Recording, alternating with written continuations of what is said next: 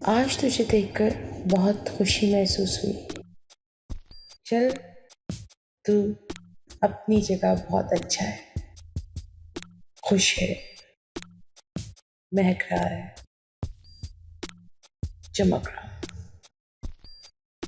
फिर पलट के उन सालों को देखती हूँ जो मैंने तेरे संग बिताए थे। ना झूठ, कुछ सच, कुछ मोहब्बत, कुछ नफरत। लेकिन अब देख के तुझे खुशी मुझे महसूस होती, क्योंकि अब तो खुश है। मेरे साथ तो खुश नहीं रह पाया, इसलिए कि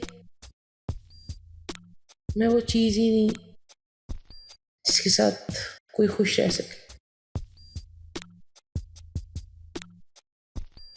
तुम्हें अदाएं पसंद थी और मुझे गुफ्तगू। तुम्हें हर वक्त इजहार पसंद था और मुझे खामोशी। तुम्हें हर वक्त महकती और चहकती चाहिए और मुझे जुस्तजू मोहब्बत में रब से गुफ्तगू करना भी पसंद। बस सफ़र था बहुत प्यारा। उस सफ़र के सदके आज भी हम दिया करते हैं,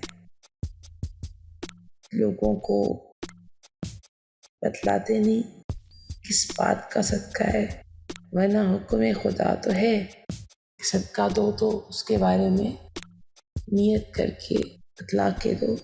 पर इस जगह पर आकर हम हार जाते। बस तुम्हारा सदका आज भी दिया कर। तुम जहाँ रहो खुश रहो, हमेशा।